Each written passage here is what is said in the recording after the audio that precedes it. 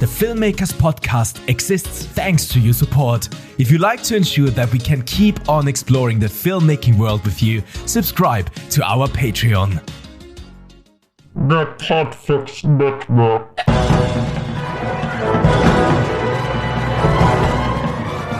Hello and welcome to episode 280 of the Filmmakers Podcast.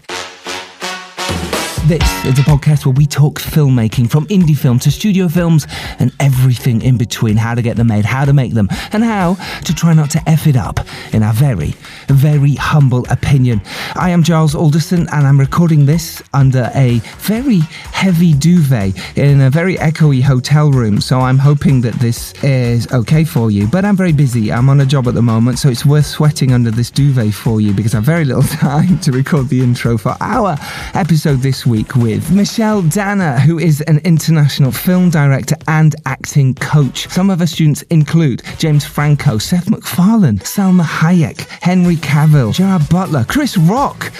The list goes on. She is a phenomenon, really, because in the last few years, she's been prolific. She's basically made 6 movies, and they've all been ridiculously successful. They include The Bandit Hound, Bad Impulse, The Runner, and Miranda's Victim, which stars, right, check this list out, Abigail Breslin, Donald Sutherland, Andy Garcia, Kyle MacLachlan, Ryan Felipe, and Luke Wilson. This is just brilliant cast list. While we were recording the episode, she was literally 2 days away from starting production on her latest film. She was deep in prep. So it was ridiculously amazing that we got time with her, and she gave you so much information. We chatted so much. It was really cool. She talked about being in pre-production, what it's like teaching acting to huge stars, and how it helps her being a director. She talks about what it was like meeting Steven Spielberg and Tom Hanks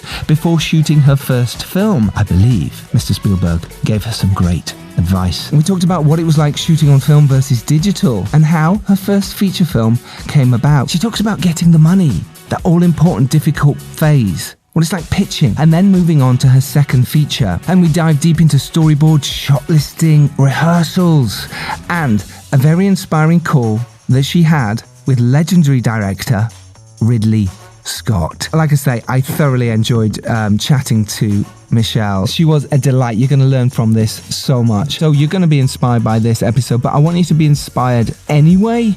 This is kind of why we do this podcast. So, it means the world to me that you listen, and it means the world to me that you pass this podcast on to your friends, because that's how we grow. That is the best way, word of mouth.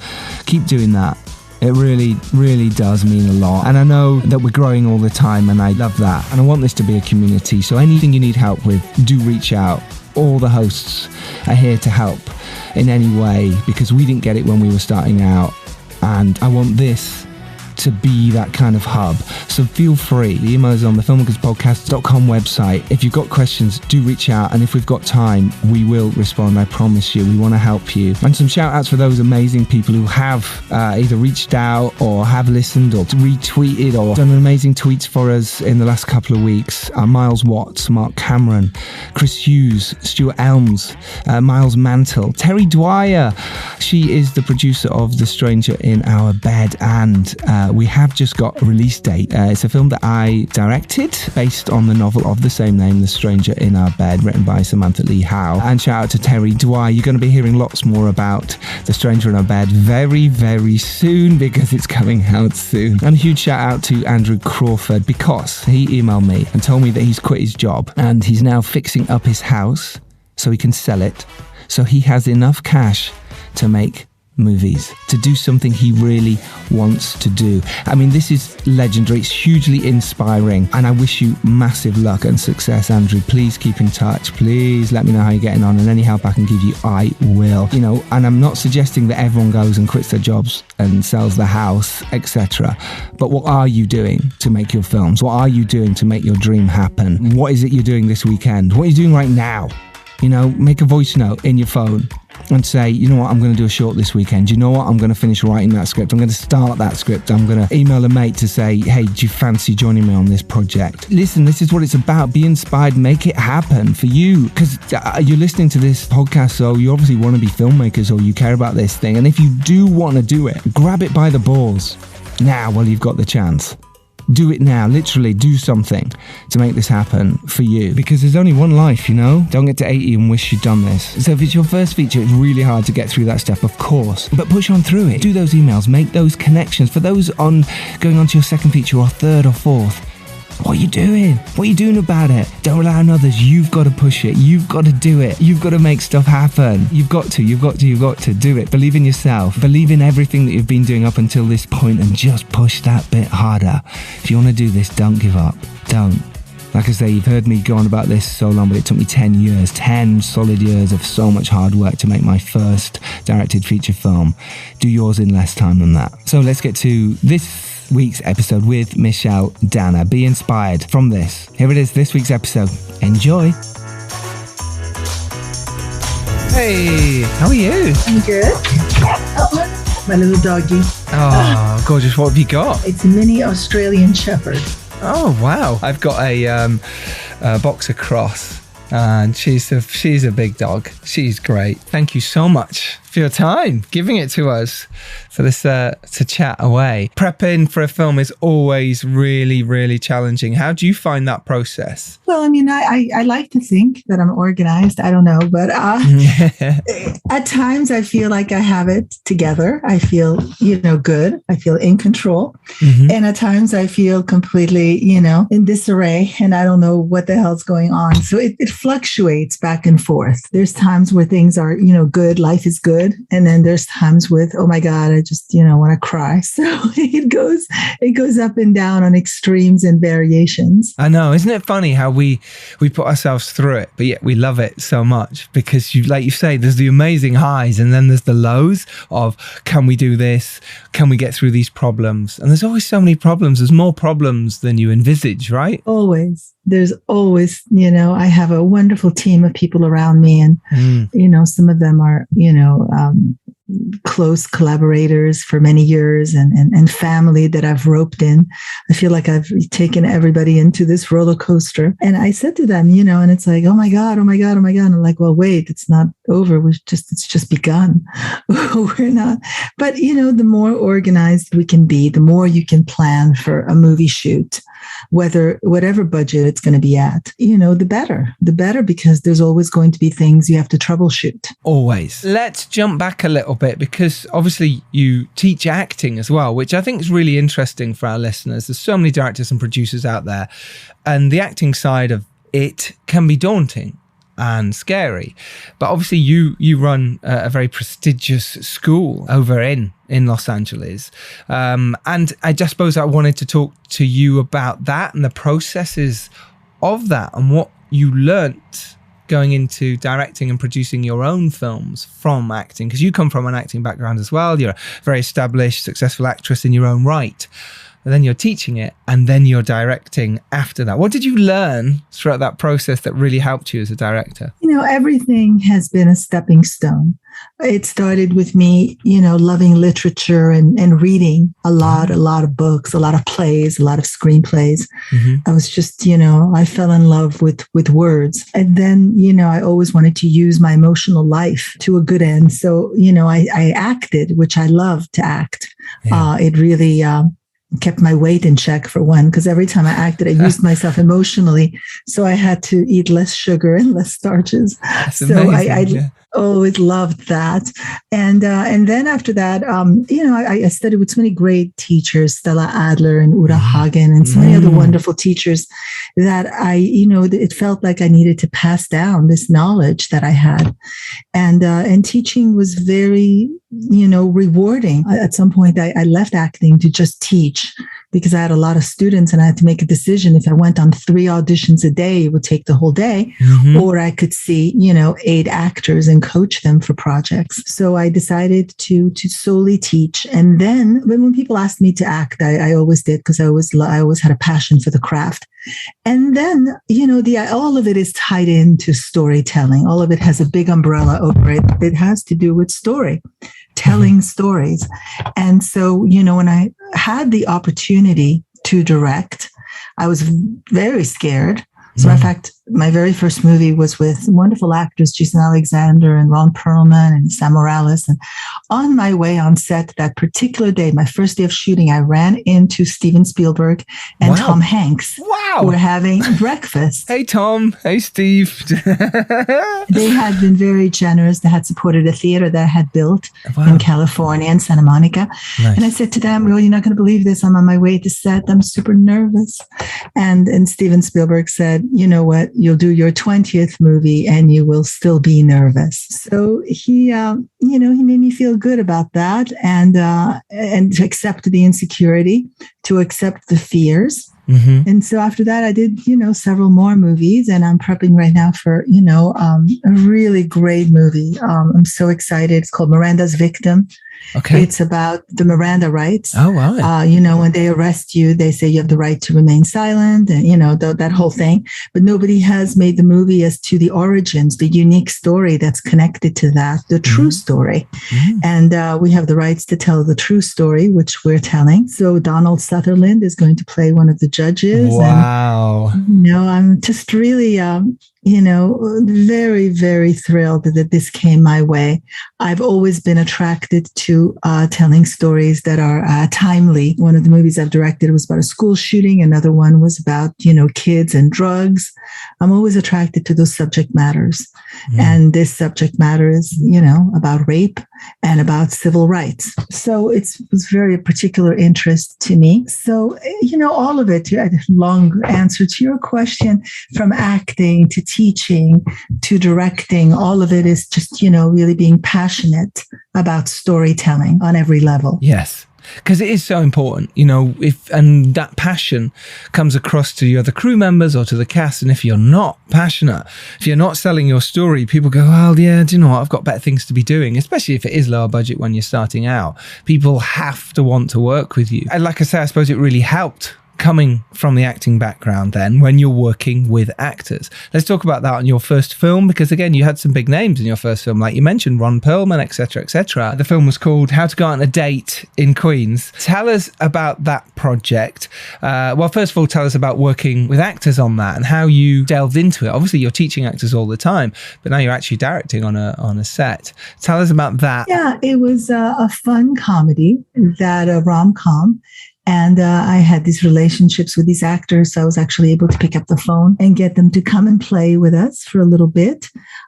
We shot a combination of Queens. We even got on a helicopter in Queens and in Los Angeles, on sound stages and on location. I have very good memories. I shot that movie in 35 millimeter Kodak. And all the movies that I shot after that, I shot them on digital, on the Arri Alexa cameras. And now with this project, which is the Miranda Project, which takes place from 1963. It spans, 13 years to 1976. I'm back to wanting to shoot it on film again. I'm wanting to shoot it on, so I'm going to see if that's going to work. It's always a little more expensive. So I have to inspire everybody to do that. Not my director of photography, because of course, all the directors of photography want to shoot on film. Always. Why is it you want to shoot on film this time though? What is it that you feel like from your first film, How to Go on a Date in Queens, shooting that way, and now going back to it now? Why shoot on film? I think that it's going to look a certain way that's going to be more authentic. Okay. I think we'll add more authenticity to it. I think I have to change a little bit my style of directing, because I'll just have to rehearse more and call cut. I like to, talk through things, because when I have digital, then you have, you can afford to do that. So I can, direct the actors while we're rolling. And this is something that I'm going to have to adjust, because my last 4 features, that's what I was doing. But it's okay. You know, I think I'll sacrifice that way of working if I can really have the result be, you know, I think it's going to just look better for this particular movie. I have a rom-com I'm shooting at the end of the year, of this year. And that one, I certainly will not fight to shoot that in film. That can definitely be shot on, you know, on digital. Every project is different. And so you have to see, what do you need for this project? Yes, I think that's true. I've never shot on film myself. I've always wanted to, but I'm like you. I like to play within the realm. You know, you're turning over on a digital camera and you can go, yeah, do you know what? I don't want to say cut now, because everyone's going to run in with makeup, hair, actors might go get a drink, whatever it is in that moment. And you want to keep them in the moment. So you go in with a couple of notes and let's keep going, keep rolling. Yeah, keep going. Everyone's still in that same energy and the feeling, and it's concentration. So on film, yeah, you're going to have to cut, which is really interesting. So I'm looking forward to hearing how you get on there. So jumping back to your first film then, how did it come about? Like I say, I had got a date in Queens. Like I said, with these casts, you could ring round, like you said, but also how did the idea come to you, the script come to you, and how did you find the money at the time to make the film? You know, I met this writer, Richard Vittieri, who lives in Queens. Right. And he had written several things that we read, and he ended up writing this screenplay merging 3 stories that intersected in Queens from 3 short plays that he had written, 3 one-acts that we actually have mounted on the stage. So we did those plays on the stage, and then we a lot of the cast that we had ended up being in the film. So that's how that came about. You know, the money was raised through equity financing. Okay. I was in a chat room yesterday where people talked about, you know, how nowadays people are raising money with Bitcoin and all kinds of things. Interesting. But I've always raised financing through old-fashioned equity, and a combination sometimes of, you know, selling it internationally, distributors coming on board, you know, combination. Getting some pre-sales, maybe some gap.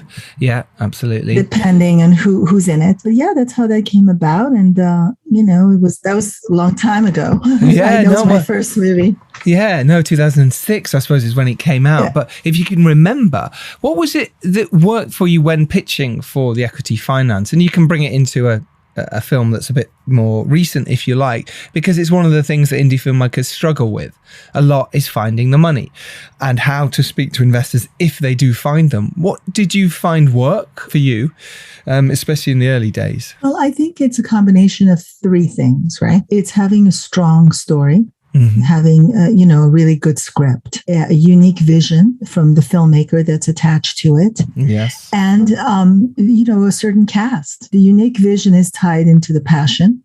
The cast shows that other people have responded to your passion. And it's true what they say. If it's not on the page, you know, it's very rarely, it's not impossible. You know, you can improvise and do all kinds of things in post, but it's rarely on the screen if it's not there at the beginning. So I think those are the things that have to be in order to inspire, you know, people to give you money. Can you remember moving on to your second film, Hello Herman, after you'd made the first one? Because there was, you know, it's a bit of time in between the two. And after the first one came out, what helped you get the second one made? After you directed your first film, did you go, I want to do this? This is what I want to do more than anything else.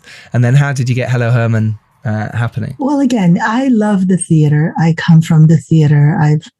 You know, when I was a child, I was raised in Paris and then moved to New York. And I would go to see tons and tons of shows, you know, I read a lot of plays. The son of Norman Mailer wrote a play called Hello Herman that I liked very much, because that's a theme that I'm drawn to, our kids, our children falling through the cracks.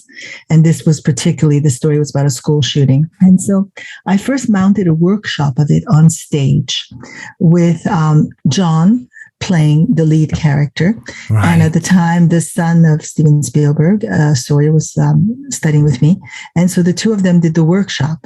Wow. And they were very, very good in it. And then it took several years after that to raise the money to make the film the film version of it happen. I was lucky to have a wonderful actor called Norman Reedus.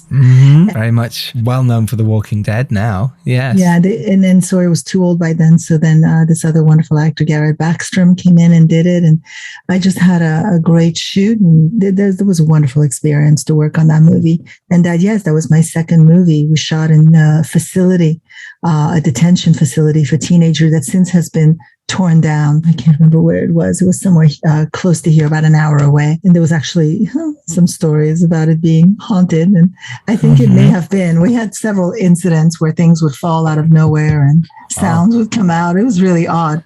But that was my second feature, Hello Herman. What had you learnt from your first film going into your second film as a director? You know, had you, like, say you shot on film before, now you're not. So obviously you love working with actors.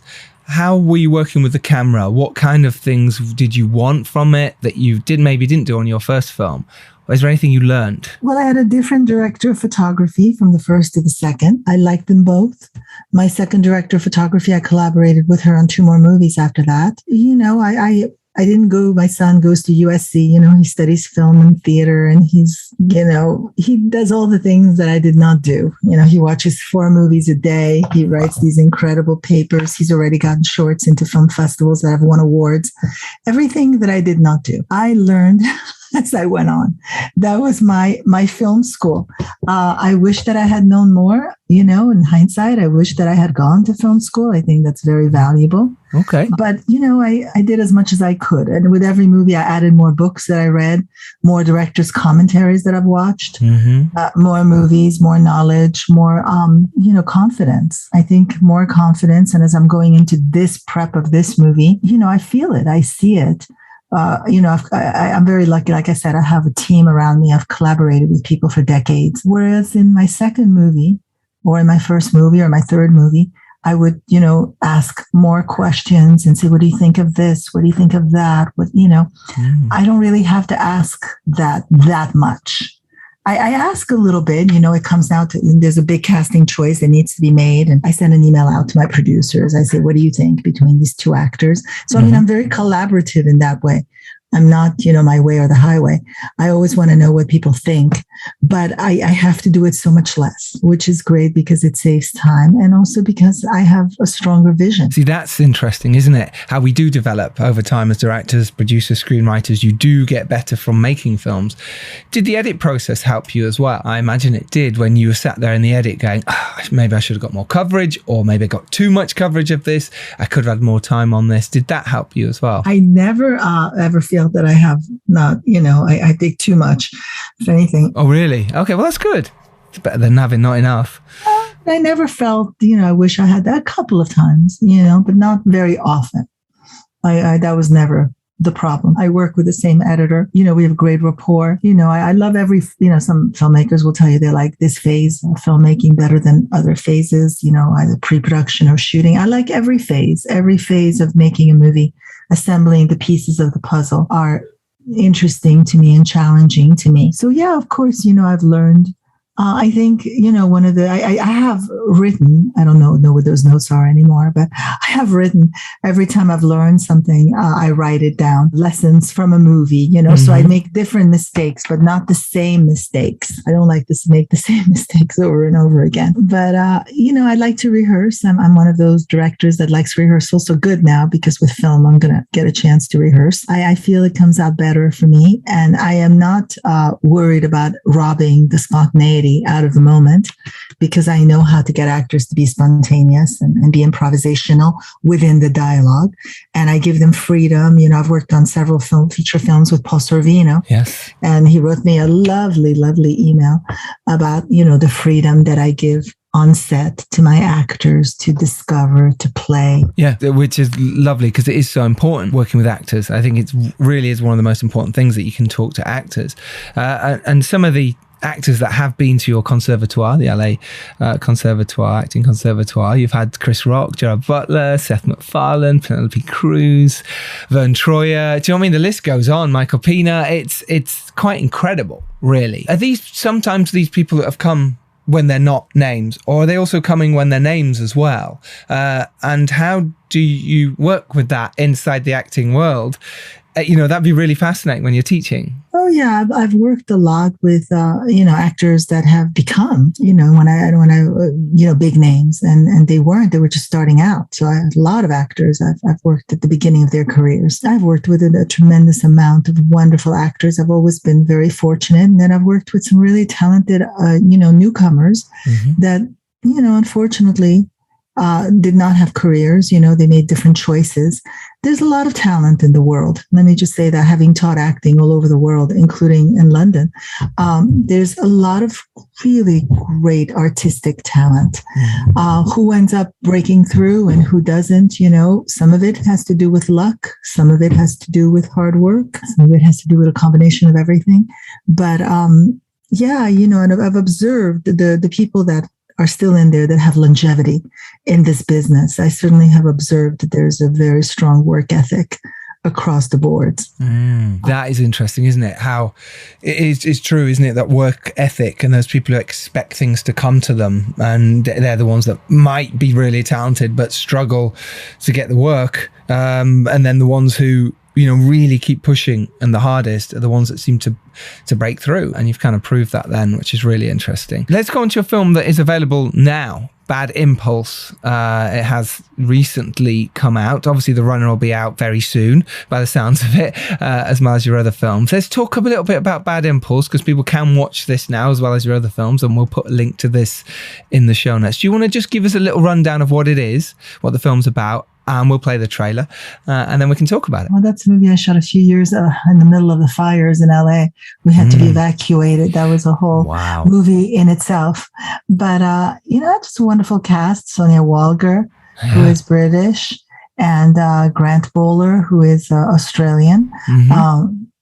Wonderful actor, James Landry Herbert, Paul Sorvino was in it. Of course, yeah. It was basically, about technology. My sisters, I have the Alexa, and they've always given me a hard time for having the Alexa. They're always like, don't, because the Alexa is like Big Brother watching you. And in this movie, is about these, it's a horror, supernatural, suspense thriller about how, there's energies that you can't control around you.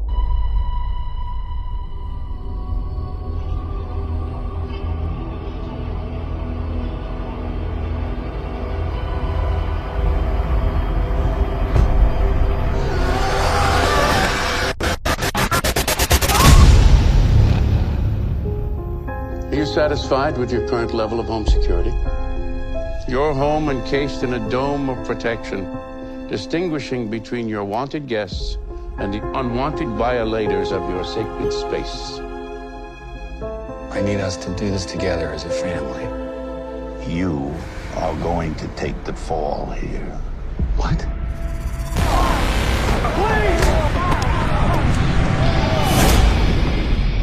Our transmitter and microchip are atomically synchronized. No one else can wear this anklet now. It makes you safe. Isn't that what you want?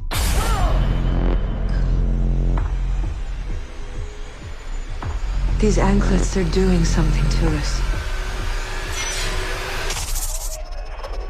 Your father needs you. The murder-suicide. He's not human. We just gave you what you asked for. It's not too late. I love you. You sleep with him?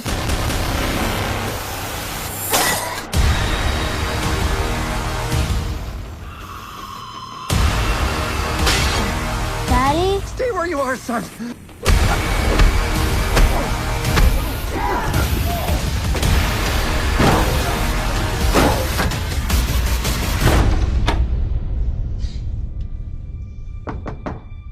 Christine, sweetie, open the door. It was before COVID that we did the rounds with the film festivals.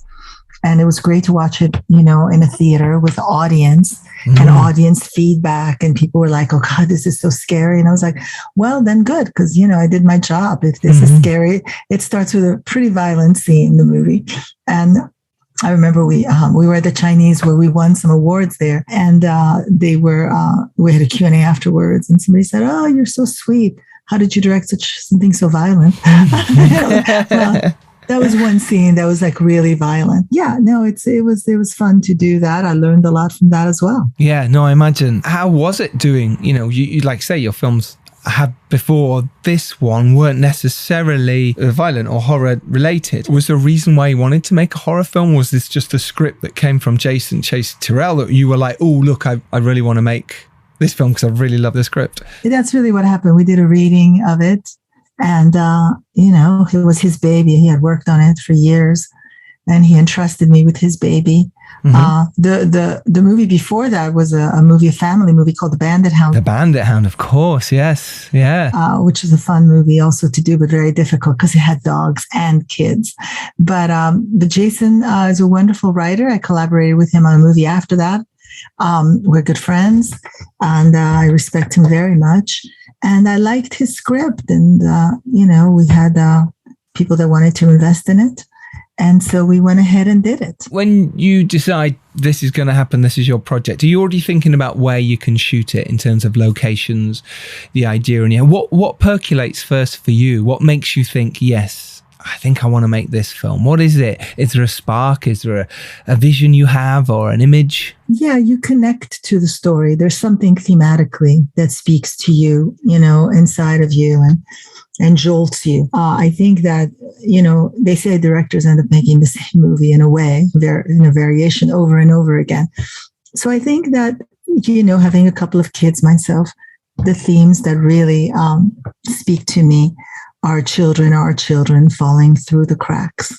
That really, emotionalizes me deeply. And I'm always wanting to, somehow all the movies that I've directed have that theme in them. Well, of course, because that's what touches you, right? That's what makes you feel. I think we all try and do that as filmmakers, is like, what can I put in this film to have a touch of me in here? I suppose for you, it's like Michelle Danner film. What am I going to put in so people in the future will go, oh, I see there's a bit here. It's very difficult to do sometimes when they're totally different genres. Like the last one was with kids and dogs, and then here, we're talking quite dark horror.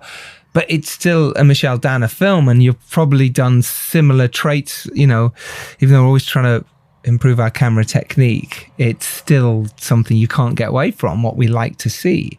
Was there a movie you liked when you were a kid? Was it E.T.? Was there a kind of movie that, like for me, you fall back on and sort of go, oh yes, that's inspired me in some way? Did that help you as well? I've always been very eclectic in my tastes. So I've always watched all kinds of different movies, from Young Frankenstein to Chitty Chitty Bang Bang, Gone with the Wind, when I was a teenager, rom-coms. I've always loved When Harry Met Sally, and then later on Heat was one of my very favorite movies.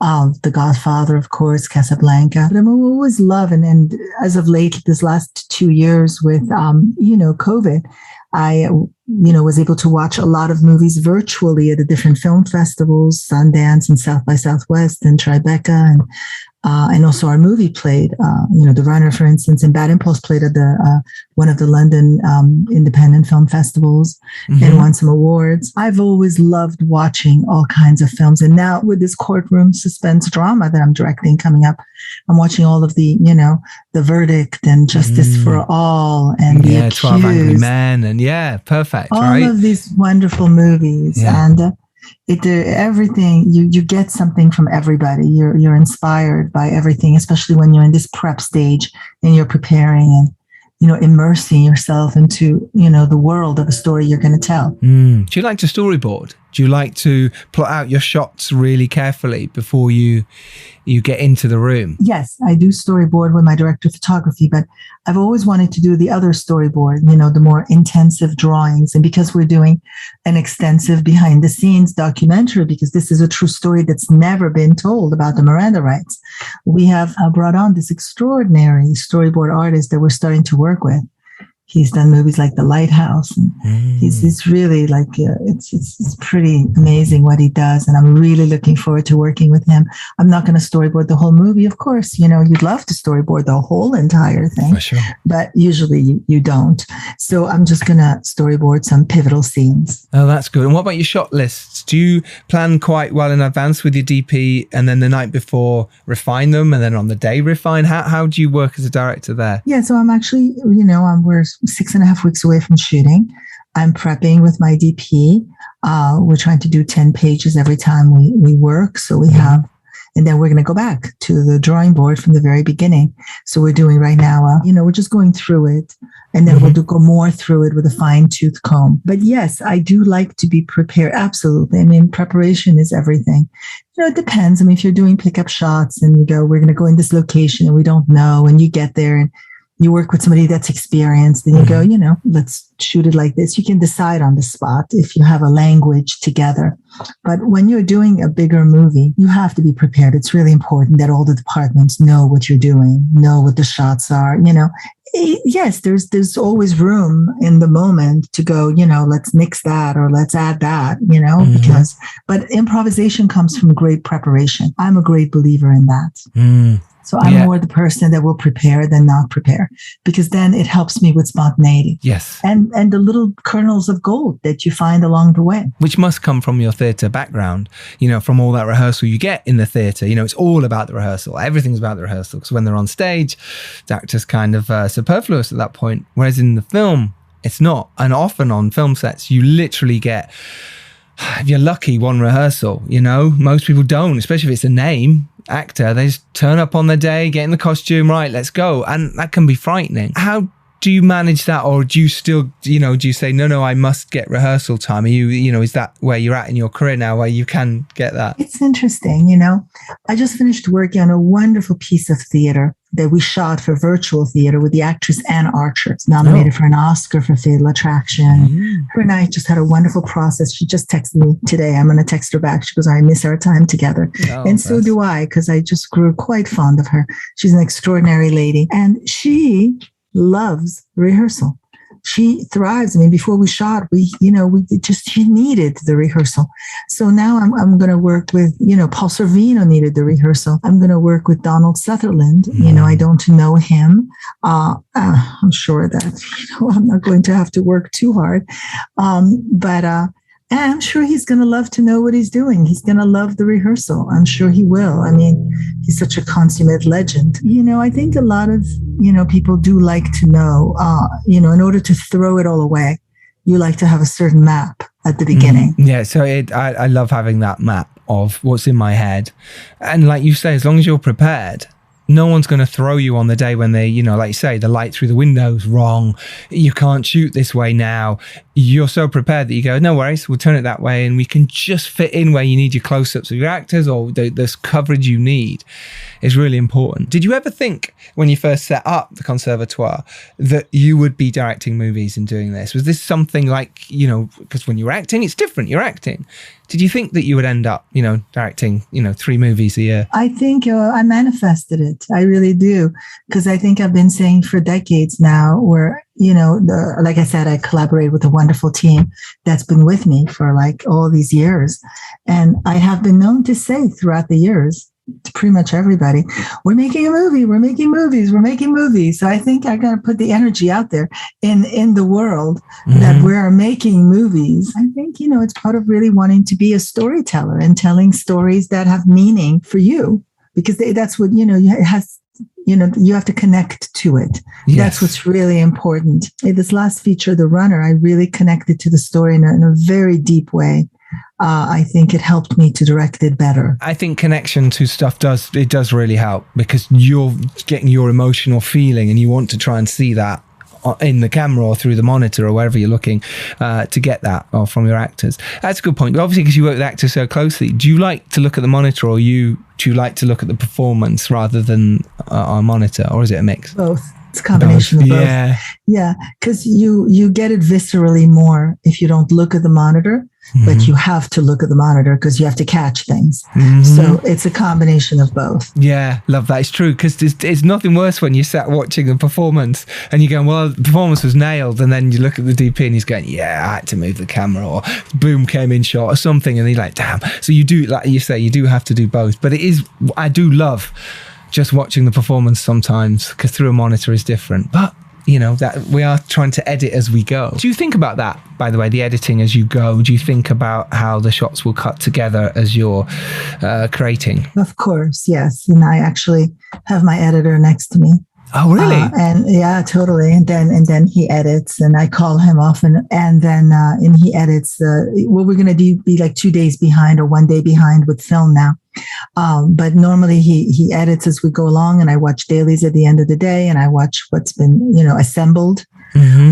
So yeah, totally. I like to do that process. Yeah, I wish I could. Most of the time we can't afford an editor on set. It's just usually a DIT. So I love that you can do that. It's wonderful. How has a failure or apparent failure set you up for success? Yeah, but if something doesn't work well when you shoot it, the execution of it, you can fix a lot of it in post-production. You can turn it around, but not always. It's better if you would have.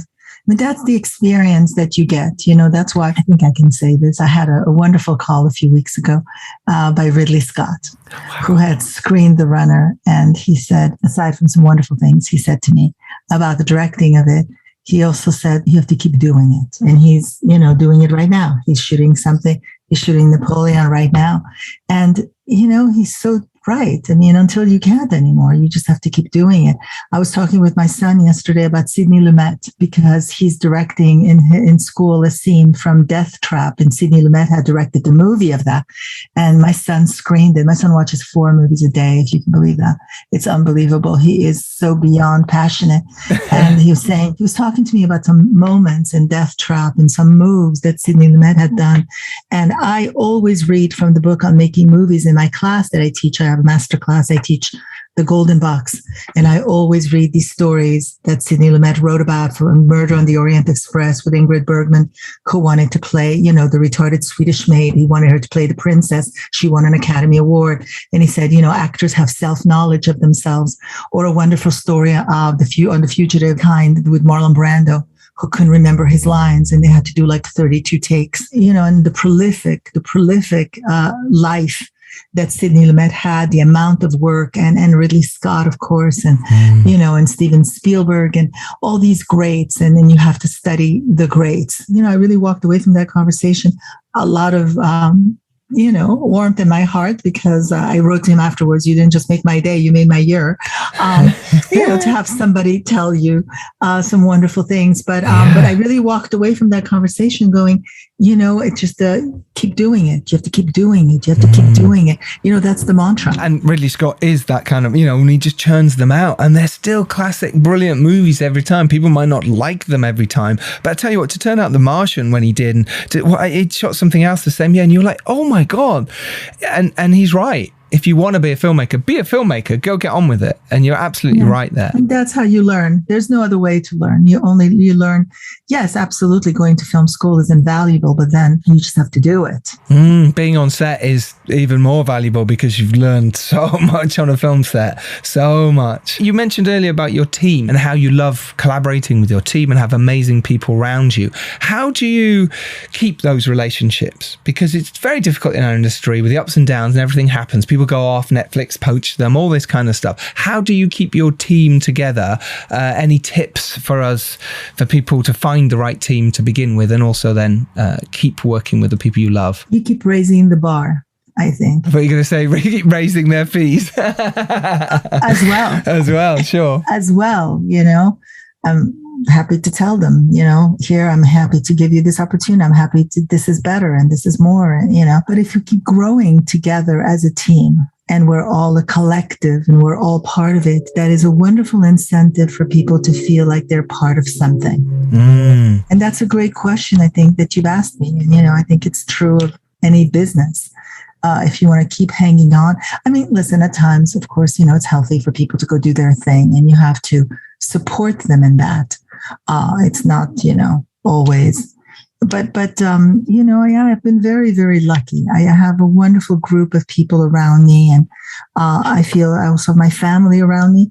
So, because to direct, the bottom line of that job is that it's not for the faint of heart. It's very, very difficult, and it comes at you like nonstop, and you have to be strong, and you have to inspire, and you have to, there's a lot of things that go into it, but ultimately, at the end of the day, it's a very lonely job. So the fact that I've always known that, I've always felt that.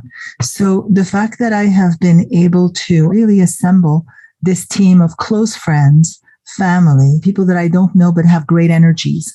And because if I sense they don't, I just don't want them around me. The fact that I'm assembling that, I think is just, it really feels like it's a family for, that's working on this. And every story that I've told, every movie that I've signed up for, people have been very, excited to work on it.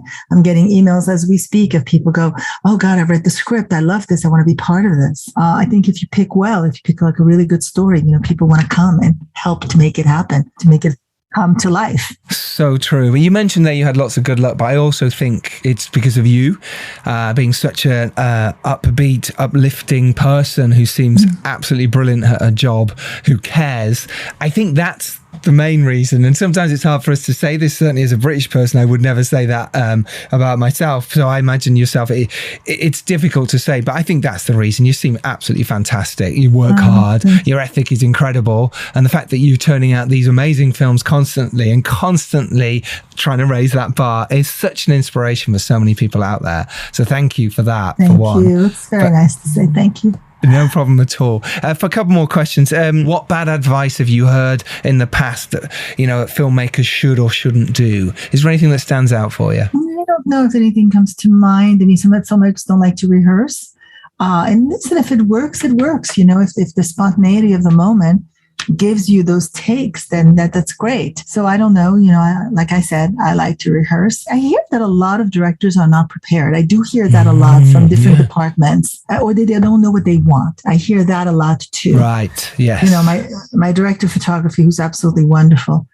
He's Italian, Pierluigi Malavasi. We do a lot of Italian jokes on set because I speak Italian. My mother's Italian, and he's incredibly talented. He's a real artist. So he says, that I really know what I want, which is interesting because I have a lot of Libra in my sign. So I feel like when I make a decision, I can see it this way, I can see it that way, I can see it many different ways. And so the fact, I take it as a compliment, the fact that he says that, I know what I want. I am pretty fast and I'm pretty opinionated, but I'm also very collaborative. I hear that, a lot of times directors, they just don't know what they want. They can't make up their mind, and that holds up production. And I think you have to be able to make these quick decisions. Yep. So true. It really is.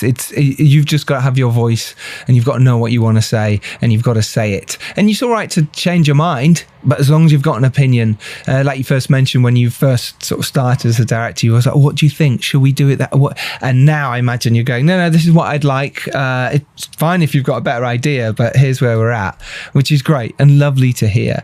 Finally, what do you do when you lose focus? It seems like you're very focused and you're constantly making movies, which is incredible. And you've got your acting conservatoire, which you're running at the same time. And you're distributing the film. Well, you're not distributing them, but you've got the films to promote like this. What happens when you lose focus? How do you bring it back? When your mind wanders and you go, oh God, I'm not in the right zone today. What do you do to bring yourself back into the right zone? That's a great question too. I let my mind wander. I mean, unless, I'm under the gun and I have to just, I talk to myself and I say, focus. But if I can let my mind wander for a little bit and reflect on things, I don't put pressure on myself to be all that I can be, if I just give myself a break a little bit, I think that works, I mean, I'm so, for me personally, I'm so efficient and I'm so scheduled and I'm so, on top of it.